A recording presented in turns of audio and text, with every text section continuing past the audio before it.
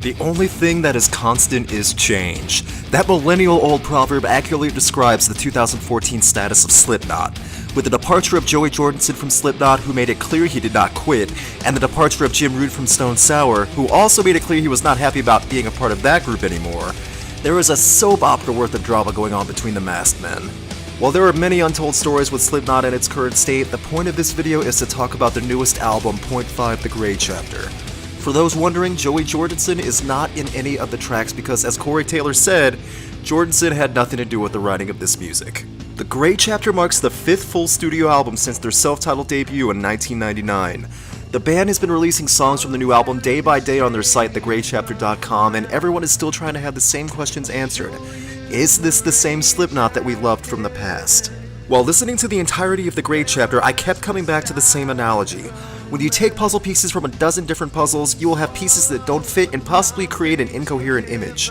But somehow, when the pieces are placed next to each other, you can see something that could not have been created any other way, and you know that the pieces belong together and contribute towards something. When The Negative One and The Devil and I were released over the past couple months on radio, I honestly didn't know how I felt about the songs. After hearing them, I thought the new album could go in either a good or mediocre direction.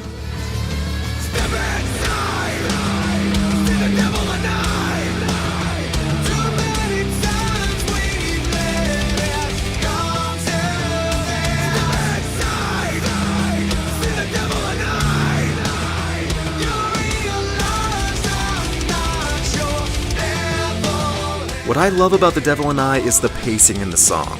The volume and speed are timed correctly, and all the lyrics and music both take their turn in being presented. The guitars and percussion get consistently louder, and you can hear the intensity raise as the song goes on. Corey Taylor is able to shift between singing and screaming seamlessly, and everything sounds fluid. When I said earlier about how I didn't know how The Grey Chapter would turn out, it's because I didn't know if the rest of the songs on the album would be mostly like The Negative One, mostly like The Devil and I, or if it would be a complete range. The analogy about puzzle pieces is the best way to explain it though. Slipknot has produced a wide creation of noise and metal in what is being offered here. From the beginning of 19 into Sarcastrophe and so forth, you understand that everything is calculated. This album has a range that does not sway far from what Slipknot has produced in the past.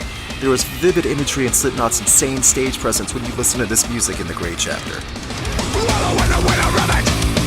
Discover what you truly covet. Underneath the floor of it, you slither in all conditions. How could you forget about it? Did you think you could minimize? This is the age of consent. You'll get a day in the sun before I kill your fucking light. Songs like Sarcastrophe and AOV highlight the faster side, while other tracks on the album go for a slower, deeper rhythm.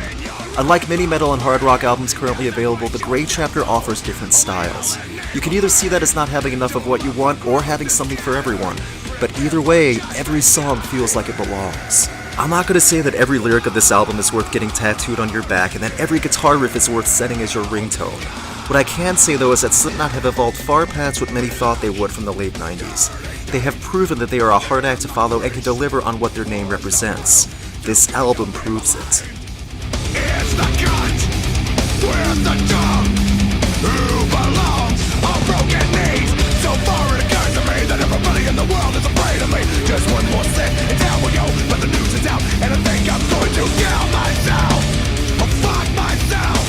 Or tell myself about the only thing that matters now. There are many fans who have questions and grief over the status of Slipknot. After the tragic loss of one member and the alleged forced exit of another, it is understandable to want answers. When it comes to the finished project of the music, there isn't much left to ask. The Grey Chapter is proof that Slipknot are still capable of producing their craft at a high level.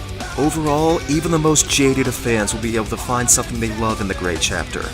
I would recommend Slipknot's 2014 entry to anyone who is looking for something with volume and speed that is overflowing with creativity.